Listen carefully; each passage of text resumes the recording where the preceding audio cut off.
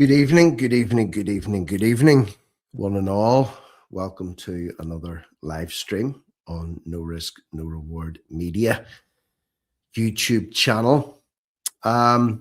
Just having a poke around here, trying to get your comments to come up on the lower right hand part of my screen. I was able to do that on the last live stream, but it doesn't look like it's popping up for me on this one. However, if you're watching this on your TV or you're watching it on your mobile phone or whatever device it is that you're currently using, there's a little chat bar or live chat button that you can press. I think it's in the top right hand corner of your chat bar. So make sure you hit that and you'll be able to follow all the live chat that's currently flying up the screen at the moment. So I've got quite a few people already leaving comments, which is great. Chef Vince, VC, hi Rick, Vinny from Dublin City. Can't wait to see what happens next. Well, one thing is, you're going to see what's going to happen next. We're all in the same boat. We're just taking things as they come, Vinny, one day at a time. There's absolutely nothing else for it. You also say hi to everyone in the chat. Gloria Houlihan is in the house. Hello to you also, Gloria. Hope you're making yourself comfortable with a nice cup of tea. Mark Spark says, good evening, all. Also, Mr. Cheeky Chap says the same thing. Hello from Drogheda says, Mick the Paddy, 6247. Well, hello also to you, Mick the Paddy. Hopefully things are well for you down in Drogheda, down there on the Boyne. Lily Kerwin says, hi, Rick, keep up the good work. Thank you. Well, nothing else for it for me, Lily. This is what I do. I'm just trying to work with what I have, the time that I have, and the tools that I have. So thank you very much for tuning in, checking out the content. Brandy says, nice light choice. Yeah, this thing behind me here, the good thing is I can change the brightness, or I can change the color, can make it redder like that, or I can make it a little bit more subdued. So it's a little bit more cozy. You know what I mean? Michael Booker is beaming in from Tennessee, all the way from the US of A. Welcome to you, Michael Booker. Somebody beaming in from Dunganistan, County Tyrone, I believe. You're very, very welcome. James, hello, my name is James. Little Carol, also in the house. Hello, little Carol, from way, way back in the days of yore with TNT. Nice to see you're still sticking around and seeing what's being produced here. Robert Bell, thank you, Robert, doing the Lord's work, Rick. It's much appreciated. Well, I don't know about that, Robert, at least with regards to this YouTube channel, to be honest with you. However, I'm trying my best. I'm trying to tell a little bit of truth. And I'm trying to just get it out there, what's being done, really, and what's going under the radar. All I do is I curate material. That's all I do. Put it together in digestible chunks, and then I put it out there to you guys. So that's what I'm doing at the minute, and that's what I've been doing all of last year, and that's what I'll probably continue to do this year also. Eris GB5B says, R.I.P. Aisling Murphy. Yes, indeed. I'm going to be covering today, I believe, is the anniversary of her death. 4 years ago, I think it was, she was brutally murdered at the hands of Joseph Puska, aided and abetted. The cover-up was aided and abetted with his wife, his brothers, his sisters-in-law, extended family have all been prosecuted as a result of their parts that they played in that particular disgusting, horrific attack on the banks of the Grand Canal. So, a lot of people joining in at the moment, leaving messages. And little disclaimer here, if I miss messages or you address a message to me here on the live chat and I don't read it or I don't pick it up, I'm not being rude. It's just they're flying up quite fast and there's only a narrow bar here that I can see the messages in. And I pull them up as I can. And I'm also trying to mix it in with other little bars that are open here with screenshots for various news articles or bits and pieces from the news. So you can check, if you miss anything, you can check out the replay whenever it's uploaded at the end of this stream. Which part of County Down are you in, Rick? North Down. For the time being anyway. Moved down here a few years ago. I'm a County Antrim man, born and reared, but I've been living in County Down, North Down now for the last 2.5 years, give or take. The last 2.5 years, give or take. Let's see. Yeah. So I wish I could bring up, to be honest with you, the chat on the screen here. So maybe you don't have to open up a separate bar. I'm going to see if I can do that actually. Comments. Just learning this, by the way, folks, as I go along here. As I say, I'm working on my own. I don't have any producers or audio engineers or anything like that. PAG, yes, down in Warrenpoint, beautiful part of the world. Down overlooking Carlingford Loch, lovely. Yes, I'm away up in Bangor area. So I am. We've got a County Antrim man in the house too. Alan, welcome.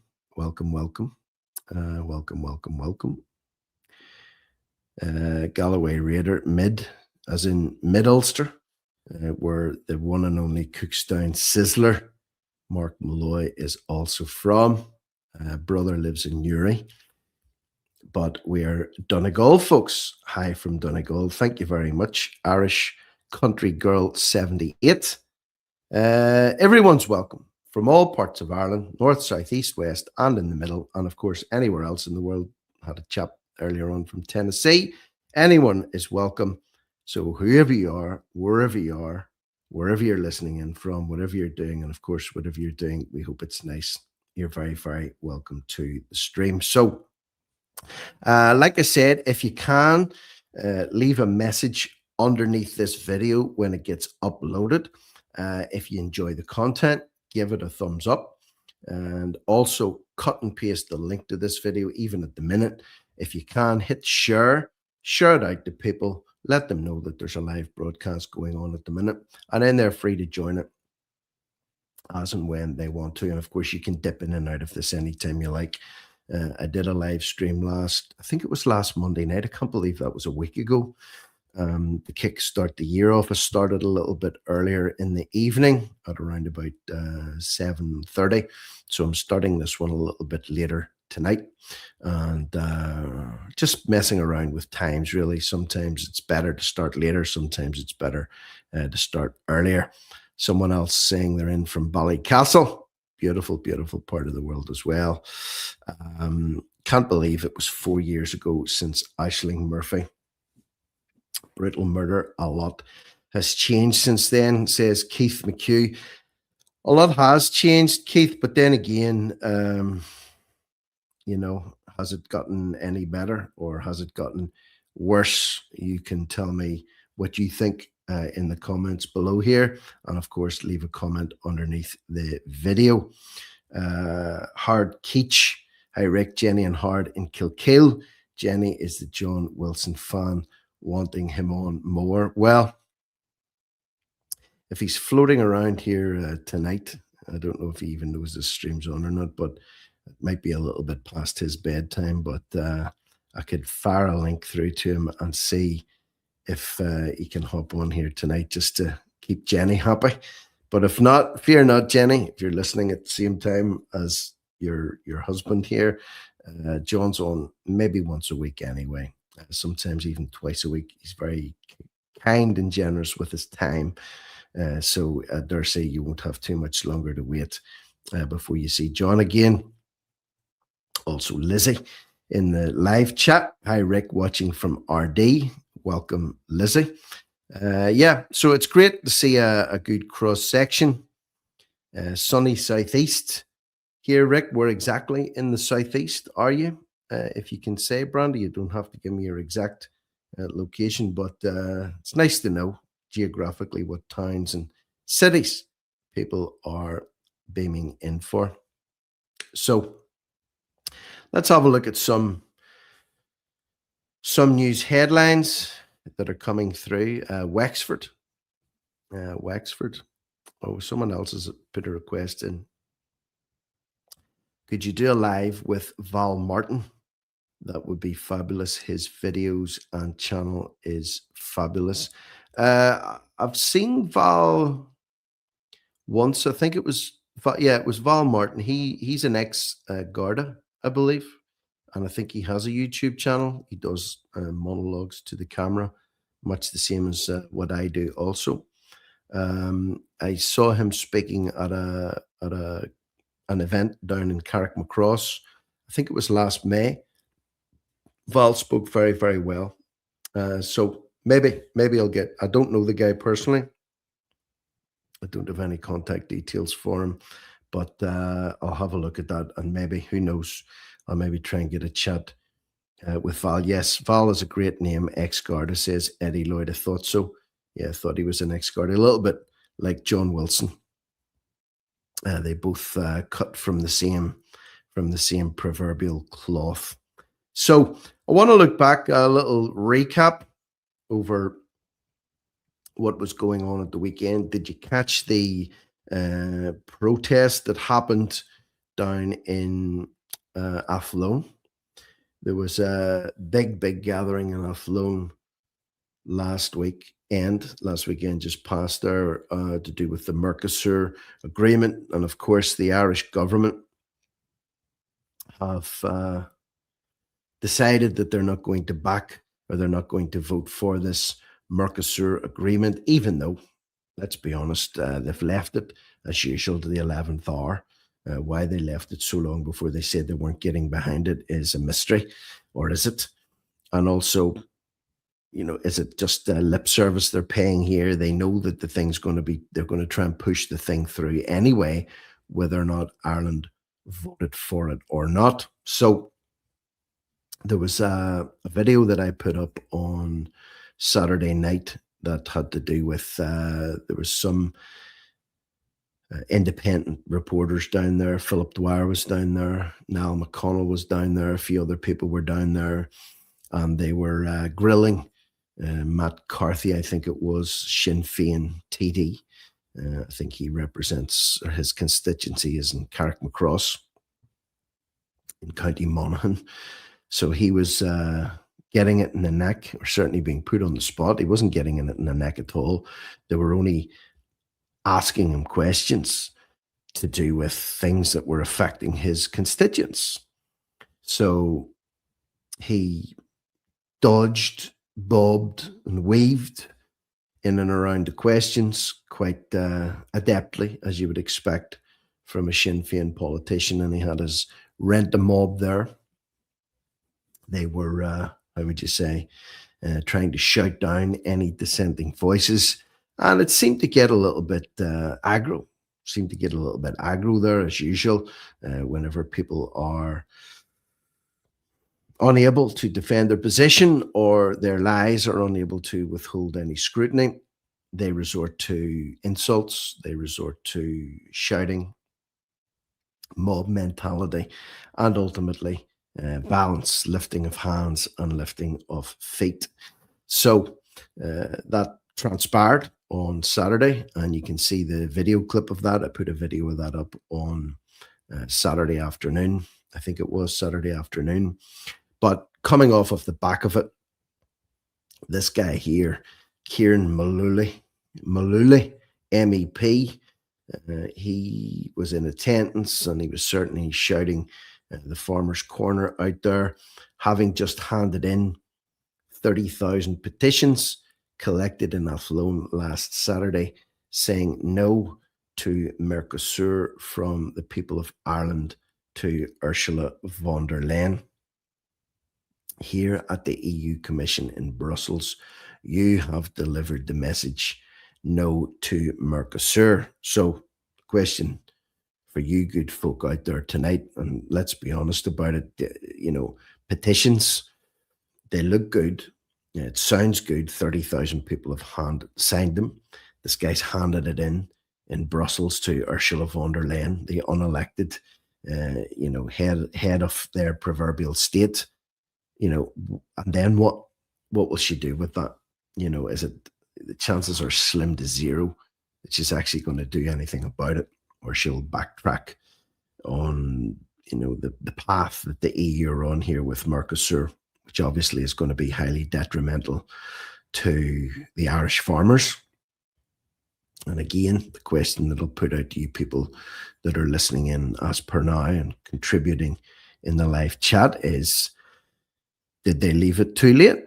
Is it too little too late for the Irish farmers? And I'm playing devil's advocate here. I don't follow that story particularly closely, or haven't followed that story particularly closely, but the people that I've had on as guests here were certainly commentating, and the people leaving comments under the videos were asking the questions, well, have you not left it a little bit too late to take to the streets and the tractors and gather thousands of people together and get local politicians out and get them behind it? This is after the government has already voted not to support this, and the majority of people that were at that protesting against the Mercosur agreement, are they not classic long-term Fine Gael voters anyway, that voted the current government in, that are currently in the process of destroying them and their legacy and their livelihood? Be interested to hear if there are any farmers listening in. I'm asking the question, simply asking the question, giving you the opportunity to come back to what I've said here. But is it too little too late? And have you effectively voted yourself into oblivion? If you are a backer of Micheál Martin et al. And Simon Harris et al., the unholy coalition that are currently, supposedly, allegedly, running Ireland. Ireland are not the only country in Europe protesting about the beef. That's correct. Last year, there were massive protests that took place in the Netherlands. The Dutch farmers, in particular, to do with their nitrate quotas. They were being told that they had to cut back on the amount of fertilizer that they could use, which was obviously going to have a knock-on effect on their crop yields and cause them a lot of pain and suffering. But they did fight back on it. And the thing is, people have been aware of these things coming up on the horizon for a very, very long time. And it's okay to make a loud noise about it and puff and blow about it. But, timing's everything here. It's too late to do it when the deal's already been done. Although some might say, is it not better late than never? You can let me know. Sometimes wonder if provisional Sinn Féin were ever nationalists, but duped people into believing they were. Well, certainly the consensus is they have not been for quite some time now. Certainly not in their current incarnation. There are a lot of very, very disillusioned nationalists out there that would have been former Sinn Féin voters, are most certainly going the opposite direction. Sometimes wonder if provisional Sinn... Oh, we've already had that comment. Get rid of that one. There's another comment up there. It's an interesting one here from Eddie. Rick, if we close down our country for a week and demand change, will it happen? Probably not. This is a circus show. The fiat currency is collapsing. Well, the fiat currency most certainly is going to collapse. It's to be honest, I'm amazed it's taken as long as this, that it's survived as long as this, with the amount of national debt that's been racked up over the last 5 to 10 years, in particular, the money printing that's been going on, and of course, a move away from the gold standard decades ago in America. Really, it's been on borrowed time. Fiat currency's been on borrowed time ever since that. And when the crash does come, it will be severe. If we closed our country down for a week and demand change will happen, probably not. You see, the thing is, Eddie, you need numbers for that. And if you look at the dwindling numbers in the nationalist rallies that took place from really April last year right up until about summertime, they were slowly dwindling, slowly getting smaller and smaller until the point whereby they would have been lucky to get a couple of hundred people out to the GPO, coming up to the spoil your vote rallies that were held there in November, just prior to the Irish presidential election. So my view on it is, Eddie, that if people won't come out simply and stand to protest to spoil a vote, for example, what chance will there be that those people will come out and take time off work, lose money, and potentially be sacked from their jobs? Just saying. What are the chances of that? Or am I being too pessimistic? Am I being too pessimistic? John Wilson is in the house. I'm watching, Rick. That sounds very ominous, John. We had a fan of yours on earlier on, a lady that said she would like to see a little bit more of the mighty John Wilson on there. So you're welcome. As you know, you're welcome on anytime. Little Carol, great comment here from her. She says, we have a pandemic of apathy when it should be anarchy. Well, yeah, an apathy pandemic, without a doubt. It's endemic. People are tired. People are just not happy. People are just browned off, Carol, I think is the point. And I'm sure you are. I'm sure I am too. Rick, you're like myself, squinting. Yeah, the problem is if I put glasses on, then my eyesight's at a weird phase at the minute. Whereas if I put the glasses on, the screen, the distance that the screen is from me, it's still a little bit blurry. And then if I take them off, then I have to squint. So it's only when I'm looking in like this, it looks awful, I know, but you're just going to have to put up with it for the time being. Just going to have to put up with it from the time being. Ayatollahs are overthrown. It will change a lot of things. Yeah, if they're overthrown.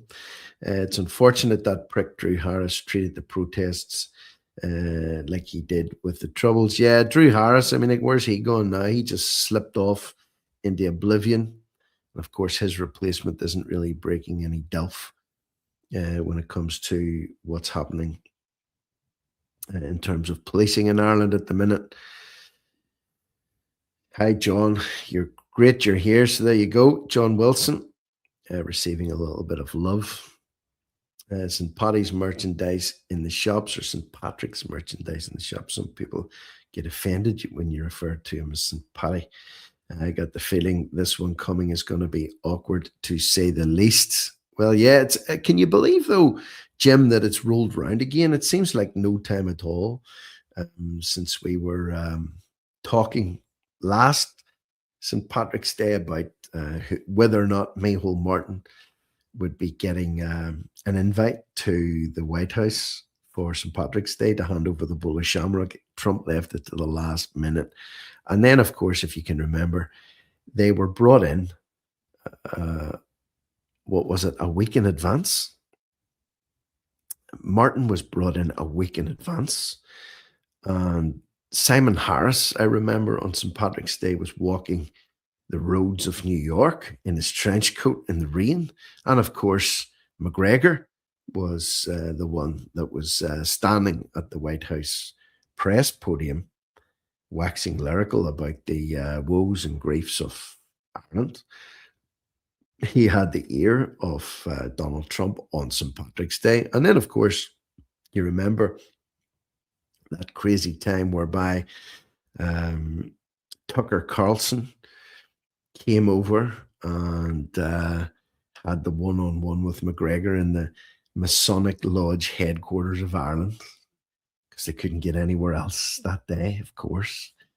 Then nothing really happened after that. He talked a lot about being president of Ireland, and in that whole campaign, there wasn't really any campaign, and then he withdrew. It was a bit of a damp squib, but it's hard to believe that's a year ago. Can you believe that's a year ago? Robert Bell says St. Patrick's Day parades have lost all their intensity with the inclusion of every nationality when we should be celebrating Irishness. That's a very good point as well. Yeah, it's just been watered down and watered down and watered down. And it's like a celebration of multiculturalism now, which I don't believe it should be. It should be about Irishness and St. Patrick's Day. That's it. Bottom line, it should be shamrocks and shenanigans. And that's all there is to it. Johnny Maxwell says, I just bought 2 St. Patrick's teacups with Celtic crosses. Love them. St. Patrick is our patron saint. Here's a question. What are the chances are that they'll move to start saying, do we need a new patron saint of Ireland because Patrick's not inclusive enough? And, he's got white privilege. White privilege. Do you think that they'll come? Do you think they would try it? Or do you think they would even feel the idea to hack people off?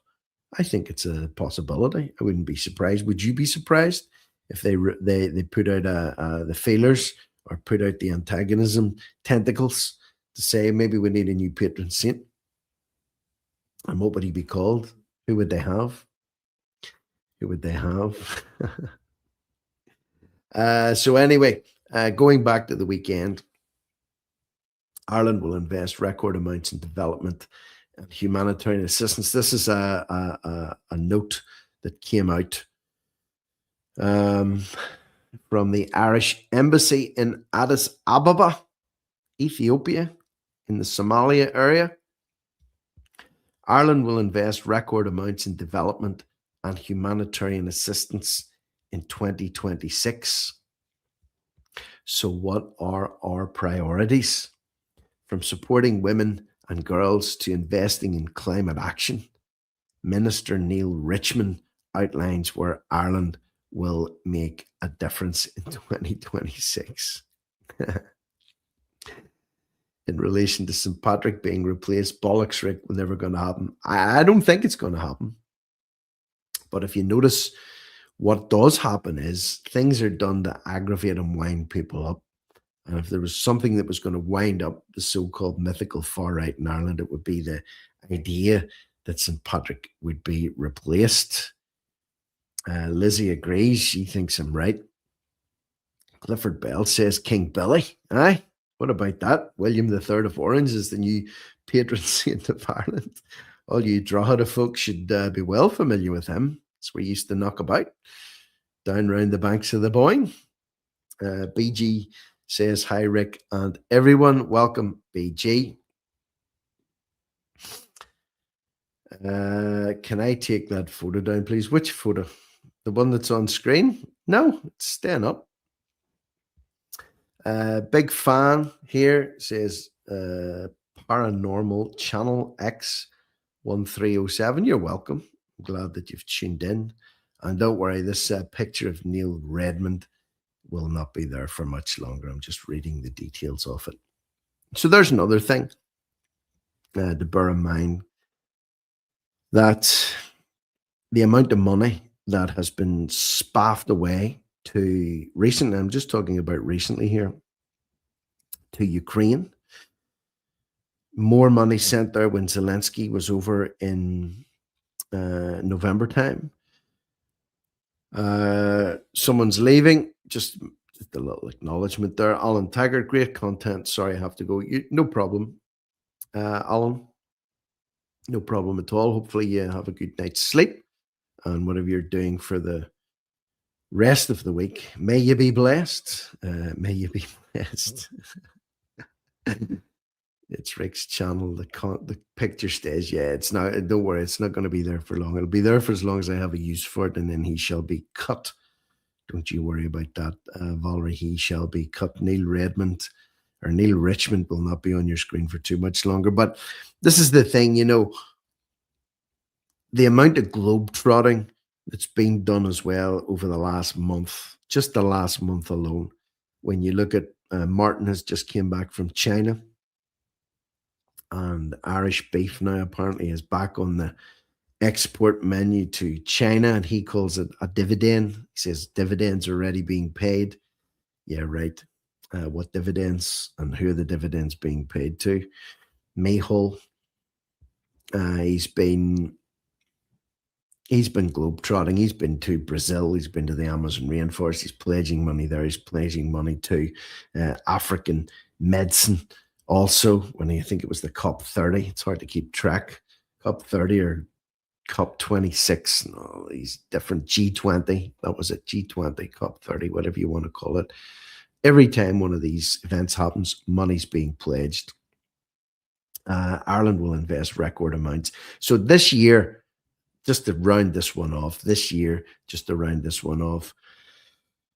more money is the goal is to spend more money or send even more money over specifically to Africa. There's a video for this that I'm not going to play, but the goal, the game plan is to send more money over to Africa. Here's a good message here, one which I hope you're all heeding. Hit like, hit share, hit subscribe, and also comment. Folks, yes, please, if you don't mind. It doesn't take much to do it. Just hit that little thumbs up button. It helps to boost the video, if that stuff even works anymore. I don't think it is. The algorithm for this whole YouTube has changed dramatically since the summertime there. However, every comment, every thumbs up, and if you share the video out, it really does help things. And leave a comment below the video when it gets uploaded. That really helps also. So thank you for that. When's the neon sign going up, Rick? Once I figure out exactly where to position it, I'm going to probably rearrange this room. I'm going to move everything around through 90 degrees so my back's against the wall. I can put a backdrop there, and then I can add the sign on there also. So yeah, it'll be going up soon, and it looks damn fine, I must say. No risk, no reward. Neon sign. What do you think about that? There should be other no risk, no reward stuff on the horizon too. I'm working on something on that, but more details as and when it happens, rather than me telling you that it might happen. When it happens, you shall be informed. Have you seen they want to restart the flag riot and cause trouble by replacing the Ulster flag? Yeah, there's talk as well of replacing the Irish tricolour and the new Irish national anthem, if they ever get to have a border poll, and if they ever do get to have a united Ireland already. The talk is out there to say, right, well, we need a new flag, and we need a new national anthem. How's that all going to work? Just headaches, just headache after headache after headache. So if and when that happens, we'll deal with it. We'll cross that bridge as and when we come to it. So now it is time for Neil to exit stage right. And I'll bring up another goal for your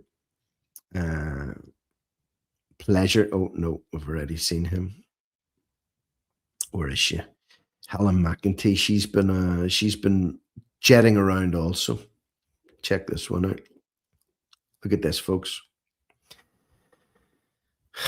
Look at this. So, McEntee, she's in Egypt. In Cairo this morning.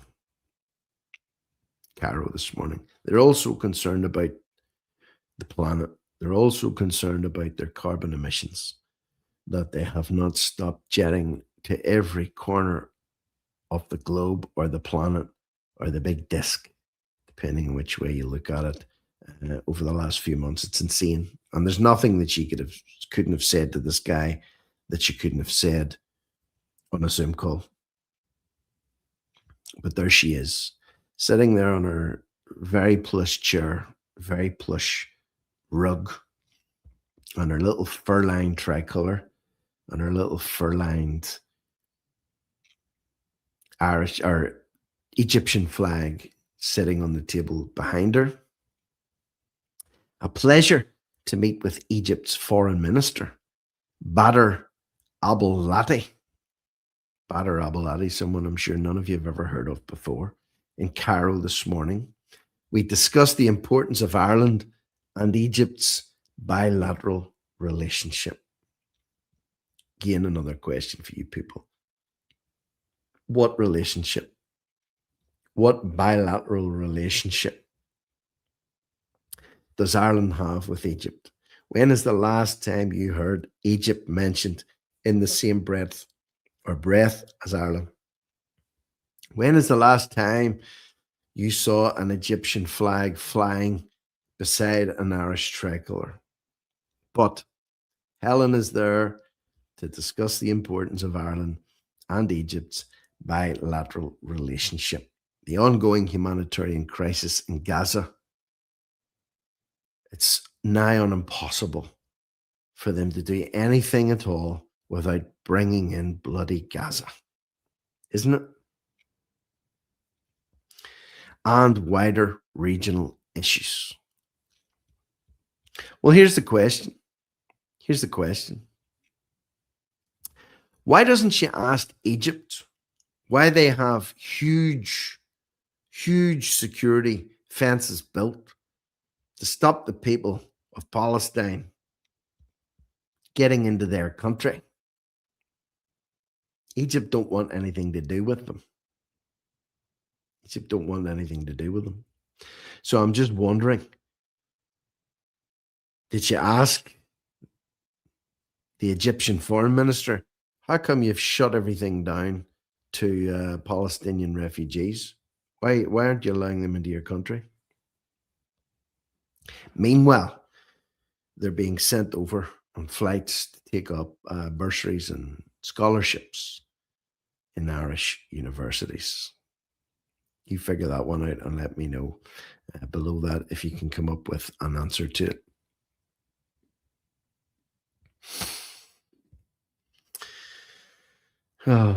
Something to do with Scottish, Welsh, English. It's your picture they're talking about, Rick. Could be. Who might argue? Here's another one for you. Another story. It's come out this morning.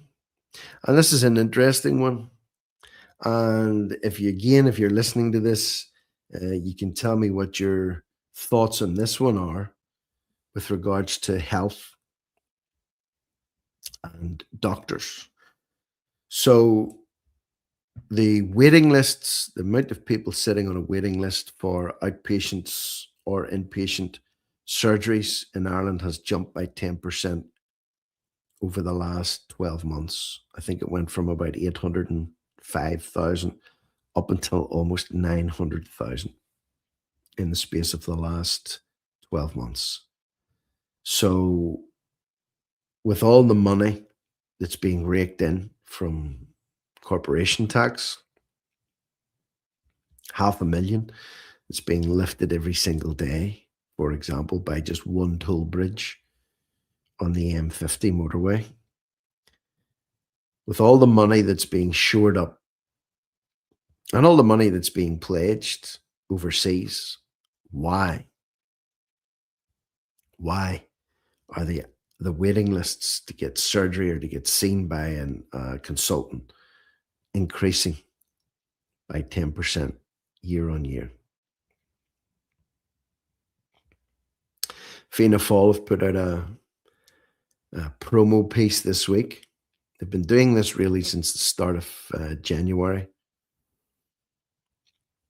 The question is, the suggestion that they're putting out there is health shouldn't start when we feel sick. Wow. So what are they suggesting? Prevention is better than a cure. There's a saying when it comes to big pharma that a patient cured is a customer lost. Just out of curiosity, if any of you out there have managed to get yourself to see a GP over the last few months, maybe you haven't been to a GP for a while, have they been trying or pushing to get you onto medications rather than telling you, for example, eat healthy, move around a little bit more, exercise more, sleep more, reduce your stress levels?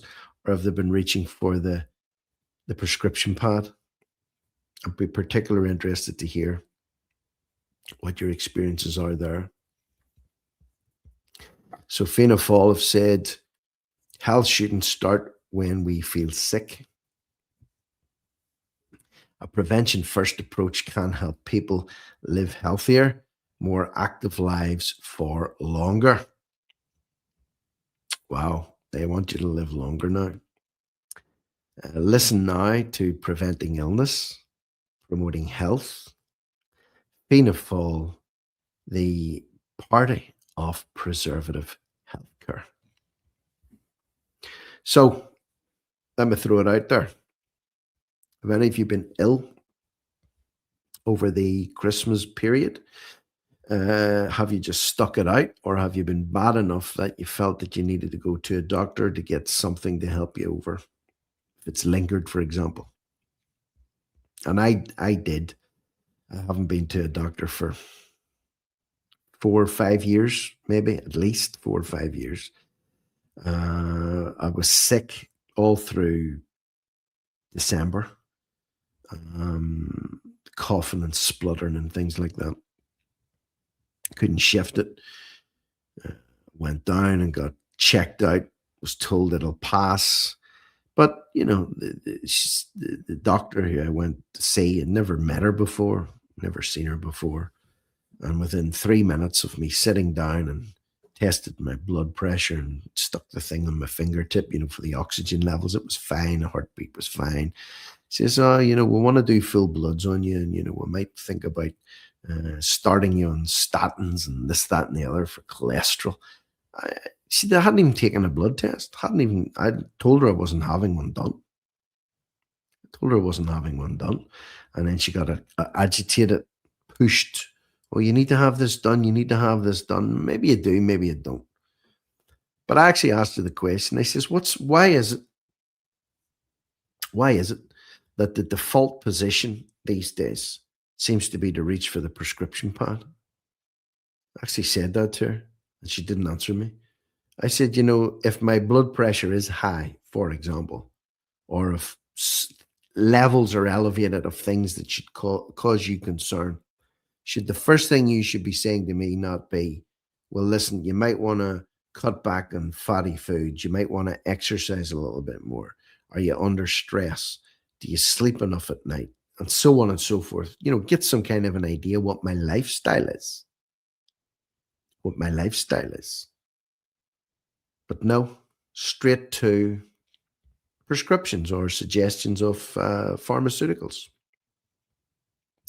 And there was a friend of mine who was in the same boat. Actually, I seen him on Boxing Day, and I hadn't seen him all year. And he's the same kind of age as me. And he had been to the doctor for the first time in years and said the same thing to him, almost word for word. So have any of you guys had that experience? And eventually, after getting worse over Christmas, just after Christmas Day, I finally did get an antibiotic to clear up whatever it was ripping my chest apart. And it's only in the last couple of days that, I've been able to sleep properly at night. And to be honest with you, I'm completely knackered at the minute. It's been a long old month, and I'm not complaining. Thank God I'm over the worst of it, and I didn't have to go in or get anything done. But having said that, default position, pharmaceuticals, big pharma. So I was none too amused. None too amused. More money for them, Rick. That's exactly it. That's why I'm saying that. I nearly said it. In fact, if I go back again, I'm going to say it. That a customer or a patient cured is a customer lost. I think we've all been had an eye opener over the last few years for sure on big pharma and the so-called medical profession. There's somebody else. Irish country girl, 78. Statins remove cholesterol from the brain and cause dementia. My husband also refused the same recently. Well, there you go. There you go. He's probably in and around the same age range. If you were born in 1978, I was born in 1973.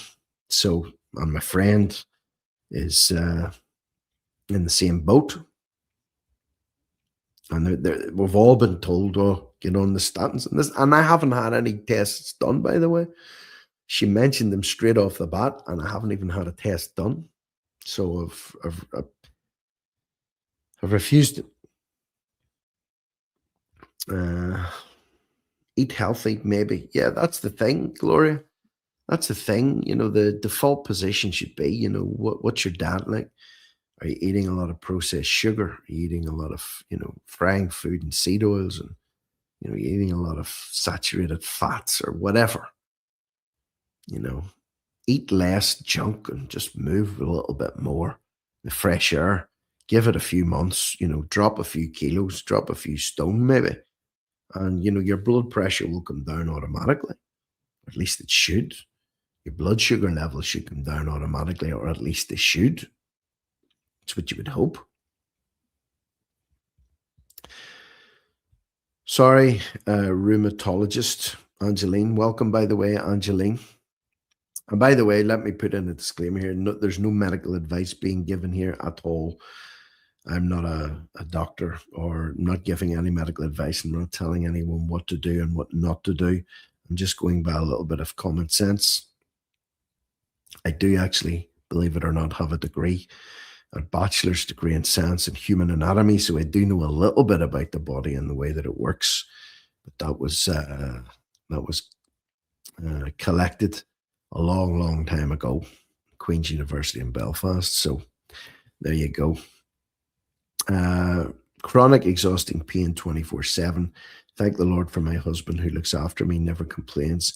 Very upsetting for him to see I've lost all faith in the system. Very sorry to hear that, Angeline. And by God's grace, maybe you'll start to feel a little bit stronger. And I'm sure you're taking steps to try and improve your own health. But yes, so many people have lost complete faith in the system. Brandy says, I went for an appointment last September, had a foreign doctor. All she could say to me was, I don't understand you. I don't understand what you mean. Yeah, or the other one is that they'll ask is, so what are you hoping to get as a result of coming here today? Or what do you think it is?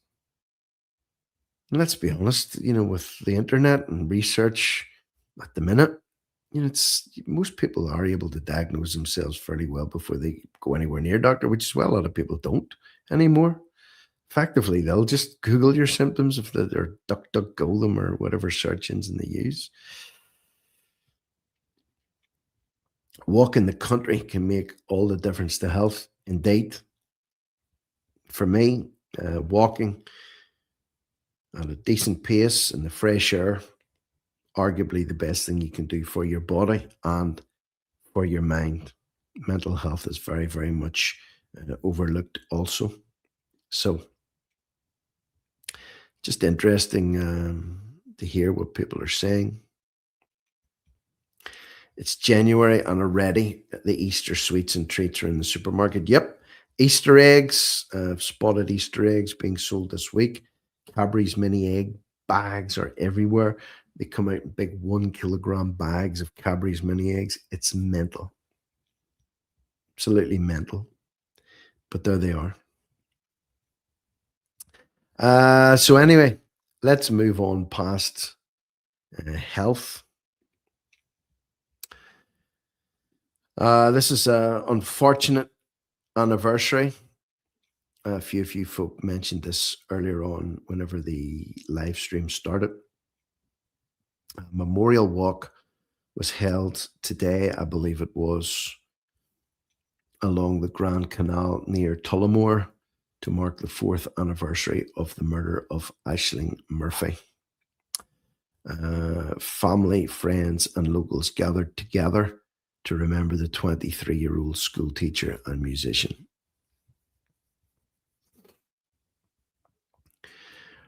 If there was ever going to be a case for border regulation and the blocking of people coming into Ireland illegally, or those that contribute absolutely nothing, piling in with their families, contributing nothing whatsoever to Irish society, getting free board, free lodgings, free everything.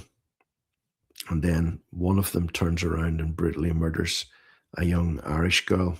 And then his wife, Puska's wife, his 2 brothers, and their 2 wives were complicit in the covering up and the disposal of Puska's clothes after this heinous act. I don't know what will put people off that.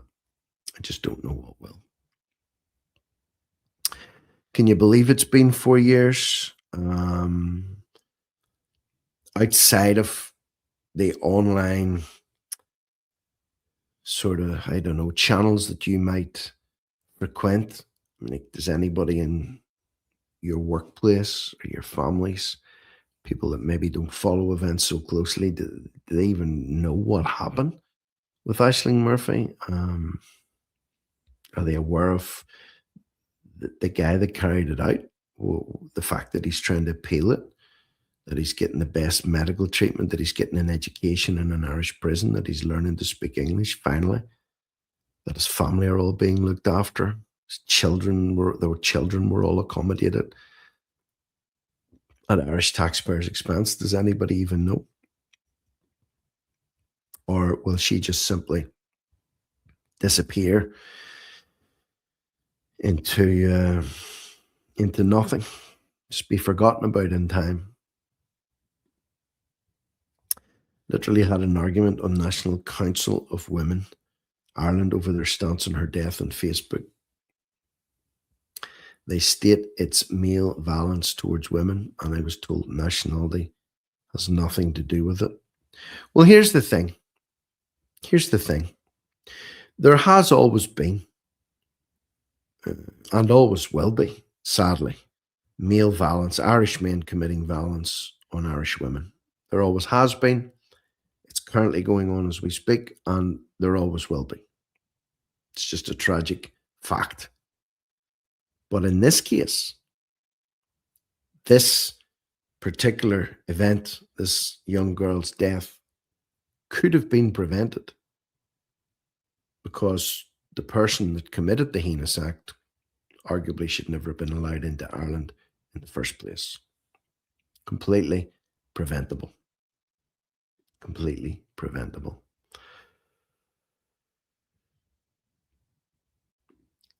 Aisling doesn't get to teach anymore. I know. Imagine that, the potential there.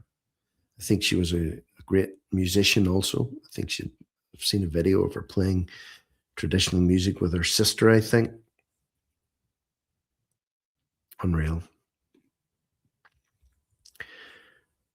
Girls have been killed in Britain by migrants and their names are forgotten. Yeah, and I believe, folks, personally speaking, and I mean, like, I can say this because I've been at this solidly for a year now, and I mean solidly. I believe there's an extra level of suppression that's going on at the minute with reporting. There is stuff that we're being made aware of. There is stuff that's making it out there. There is stuff that's causing outrage among the public. But I also believe that there's a lot that's not being reported on, because I can remember back in January, February, March, and April of this year, it was literally, and I mean literally, a daily occurrence. It's whenever this channel really took off because there was so much stuff to report on. It was literally happening every single day. If you have time, Rick, you should do more live streams. Only a suggestion. I probably will. Although getting the timing of these, I'd like to get the timing of it hit like a sweet spot, of when people will be online. If I'm doing this, like for example, tonight on my own, I've been talking now for nearly an hour on my own, a cappella, solo, and it does take it out of your throat. I'm not complaining. I'm just saying it like it is. When I did live radio broadcasting, I did start 4 hours a day, 5 days a week, but I had guests, which helps. So maybe even I'll do with the live streams, if I'm going to do them regularly, or I'm going to do them for longer than an hour and a quarter, I'll definitely need I'll need to do some guests in there because I'll do the other recording during the day. And yeah, and like I said, I'm on my own. And again, it's not a complaint. I like working alone. I'm full control over everything. But what I mean is I don't have a video switcher, and I don't have an audio tech, and I don't have people preparing stuff, and I don't have a producer, and so on and so forth, and so on and so forth. It's not a complaint. It's really not. But what I'm saying is it limits the amount that what I can do. It limits what I can do. And like, for example, and I am not a techie person. I'm not a techie person at all. And yes, I appreciate that, Galloway Raider. I know I'm not on my own. I have you guys. If it wasn't for you guys listening to this, I wouldn't be doing this right now. I just wouldn't. I'm not talking to empty space. But what I mean is, I'm not a tech person. And on my screen in front of me at the minute, I've got a little picture of me. I've got a little screenshot there. I've got bars across the bottom of the screen with screenshots in it. I've got the chat bar going up the right-hand side and another bar and inside another inset. So I'm just saying. I'm just doing what I can here. So if I feel like I can do more of these live streams, I will, but I need to tweak them a little bit to make them a little bit more, how would you say, less taxing on my throat. And plus I'm coming off having a chest and throat infection for the last 2 weeks, so I'm still a little bit croaky. You get what I mean? So anyway, but yeah, point taken. I'd like to do more. I probably will do more of them, but I did one last week, doing one tonight. I might do another one before the end of this week and see how it goes. But again, it just depends on the numbers. If the numbers aren't right, I'm not going to do them. I'm getting a lot more reach doing the videos that I upload through the day. So I've got to balance it all out. Okay, I'm not making any excuses, but I'm just telling you how it is with my personal setup. That's just the way it is. Lunacy Angel, absolutely fantastic name. You're rocking it. Thank you very much, Lunacy Angel. I'm glad that you are enjoying the content. Thanks, Rick. Great overview. I recently went to a normie event, a wedding. They knew nothing about what is really going on. Your work's essential. Yeah, it's good that in the last year, the channel's really blown up. It really has. And again, that's down to you folk. It's down to you folk watching the videos, sharing the content, commenting, giving it thumbs up. The reach on this channel's been exponentially higher than it should be, given that it's just me. Okay. And I mean, I don't use fancy graphics and I don't use fancy editing. I don't edit any of my videos. I hit record. I record what I record. I hit stop. I upload it. There's never any editing at all. So I just crack the content out. You guys watch it and then share it out. And that's why we're in the position that we're in at the minute. Saoirse Ahern, thank you for the comment. Rick, don't overstretch. We'll still be here. Yeah, no, I won't. I won't. There's other things that I'm thinking about moving into. So thinking about other things as well. And if I start to do them, then there'll be less time for this. So again, it's just a balancing act. It's a balancing act. I'm trying to make the best use of whatever time.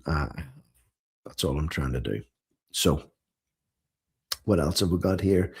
I've got another few stories. I might as well try and get through them there. What time is it? 10 o'clock. Yeah, stream started at 9 tonight. Last week, I think it was 8 or 7:30. I think it started at. I'm not quite sure which one it was. But yeah, I'm just messing around with the screen times. Loving the new light. Well, I'm glad you are. So it's like this reddy orange colored tonight, or it can go green. If I want to be a little bit more Irish on it, I can go green. Or if you want to be a bit colder, I can go blue, or I can go violet or pink even. What do you reckon? Should I go pink or yellow? So there you go. So we'll keep it at that for now anyway. So yeah, been messing around a little bit with the lights too. Means you'll not be watching the same color all the time. Gloria says, I was ill for a year, couldn't shake it off, tried red light therapy and oxygen tent. It made me stronger to fight back. I'm glad you're feeling a little bit stronger, Gloria. And yeah, again, from messages that people are sending in, a lot of people have been feeling just for quite some time now. Normally a cough, a cough comes and goes in a couple of weeks, maybe at the most. I've been sort of spluttering now for about 2 months, although I'm definitely over the worst of it. But again, what's it like in your neck of the woods? Have you been spluttering and getting on for more than a few weeks? If so, let me know. Respect from Belfast. Thank you, Stephen McGuire. Neighbours will think Rick's on the disco business. Well, thankfully, nobody can really see in here. I'm looking out over behind me. There's a row of trees, and then there's a park behind that. So I don't really think anybody can see. And the old lighting I had, that was what was putting me off doing the live streams, to be honest with you. It was 4 big, bright lights. It was horrible, absolutely horrible. It really put me off doing live streams until I got this little bit of kit over Christmas. And actually, I've got 2 of these lights. They're pretty cool. Actually, I'll move them into the corners. You can see them, the stream up and down. But anyway, that's enough about my lights, about my disco lights. Check this out. Check this one out. Government again to invest millions in a bid to attract tourists. So there's another strategy going on here. The Irish government, the tourist board.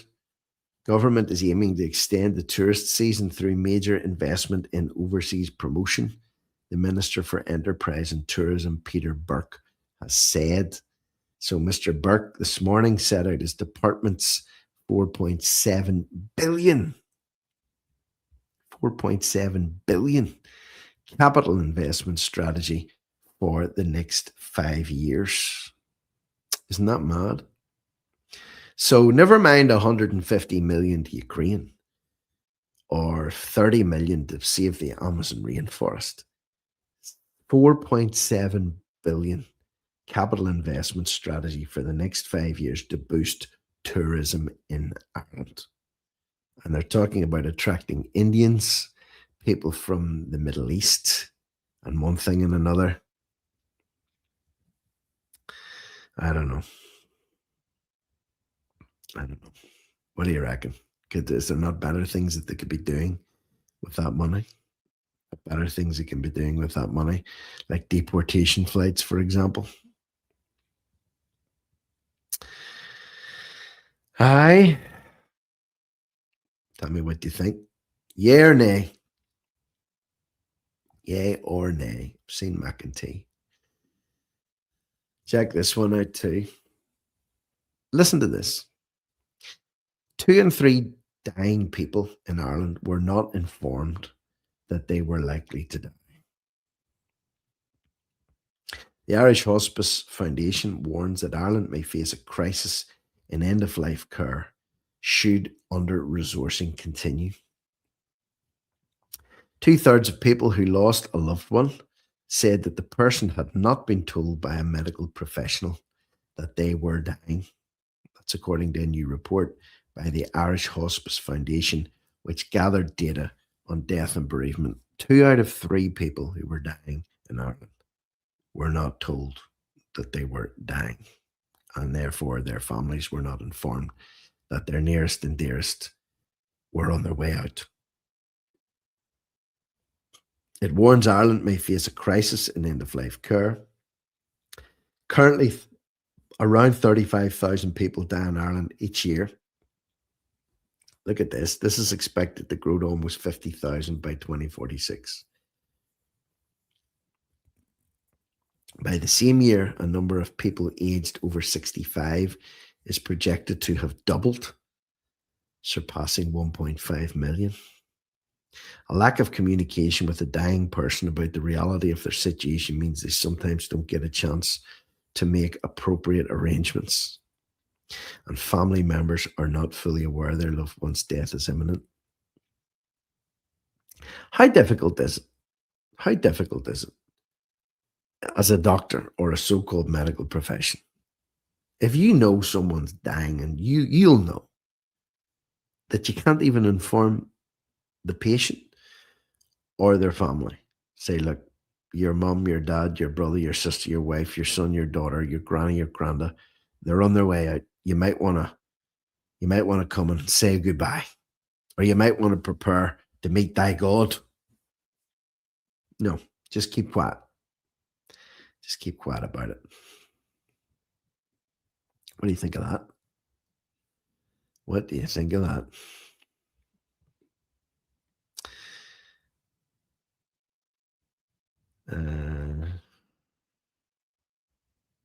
Loads of comments coming up here. They're scrolling away down the screen real fast. So, what do you think? Would you want to know if you were dying? Would you want to know if your relative was dying? Is it too much of an ask to be informed about something like that? Somehow I think not.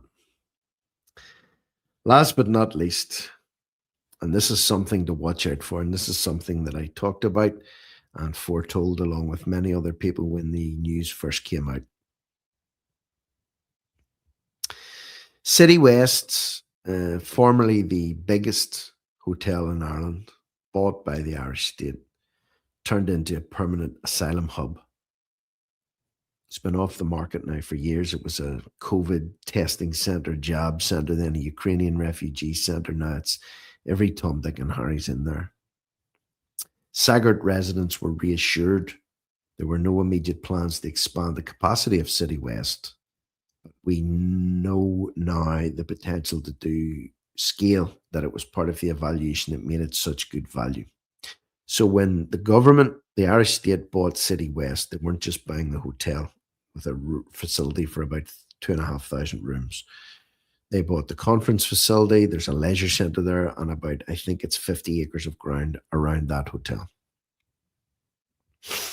So at the beginning of this year, KPMG, accountancy firm's rose-tinted report on City West Asylum Centre and its reference to significant unused internal space across the hotel, convention centre and leisure centre, which could be reconfigured for IPAS use. It's going to happen. If you thought City West was bad at this time, or at least up until this time, I haven't even scratched the surface yet. I wouldn't think. They have not even scratched the surface yet. Let's look at some comments regarding to Sagart. Sagart people wouldn't believe anything they told me. Watch your backs. Well, you know, it's pretty obvious what is going on there. Nobody can deny that. And you saw how the place went up in puff of smoke in October after the migrant that should have been deported took it upon himself to attack a young girl in the so-called protection of Tusla. Then everything went mad after that. I like that home, not in the care homes with no Irish cares. Yeah, what a horrible way to go out. Imagine that. Stuck in a care home with unknown faces around you as you breathe your last, or you live your last, or you take your last breath. It's absolutely horrendous altogether. City West Plantation, that's exactly what it is, and nobody can say anything other than that. You just can't. GPO in New Ross for sale. General Post Office in New Ross. Is this a new development, or has this been on the market for a while? Frank Barron, is that your neck of the woods? So yeah, there's a lot going on, folks. An awful lot going on. And just scratching the surface of it. You know, at least with these live streams, I can squeeze in a little bit more content rather than focusing on one story, making a video, doing that twice, 3 times a day. You know, I can squeeze more stories into the evening sessions, but like I said, it's a bit of a balancing act. So the only thing I would say is that if you do enjoy these or this type of content, leave a message and let me know if you don't mind. You can do it in the comments section under this video. I know a lot of people have already expressed that they do like this. Oh, thank you, Robert. Thank you for the donation for the coffee. I appreciate it, and I will. Trust me, I'm going to go out and have a nice coffee tomorrow. So I do appreciate that. Thank you very much. But leave a message and tell me if you do want to see more of stuff like this. But it will come at the expense of the other types of videos, because I only have so many hours in the day that I can do this.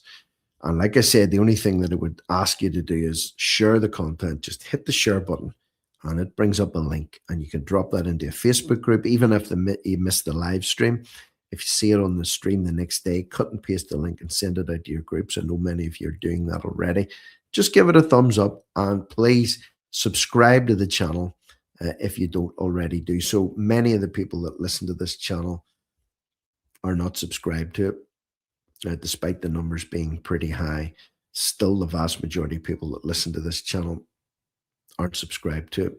And hit the notification bell, so as whenever content does happen, you'll be able to jump on if the thing's going live, because it's good to get it while it's live. That's one of the reasons why I like to do this, because it's live interaction with you guys. Can't really do that afterwards, because obviously I'm away, and it's an upload and a pre-record then that effectively that you're watching. So that's all I'm asking. Cut and paste the link, hit the like button, leave a comment. That all helps boost the reach or boost the algorithm. But I'm going to leave that with you guys. So if I stop the stream, it uploads automatically onto my channel. So if you've missed something that you want to say, you can leave a comment under the stream when it's uploaded onto the channel. And like I said, share, like, subscribe. Don't like it, by the way, if you don't like it. I'm not saying just do it for the hell of it. But if you do like it, just hit that little button. Every little helps. As the saying goes, every little helps. So with that, I will leave it for tonight. But I shall be back again, most likely in the morning, with more recorded content to do with the shenanigans and skullduggery that's currently underfoot in Ireland at this time. So for me, for now, to all of you out there, have a nice night, have a peaceful night, have a good night's sleep. This is me, Rick Munn, No Risk, No Reward Media, over and out.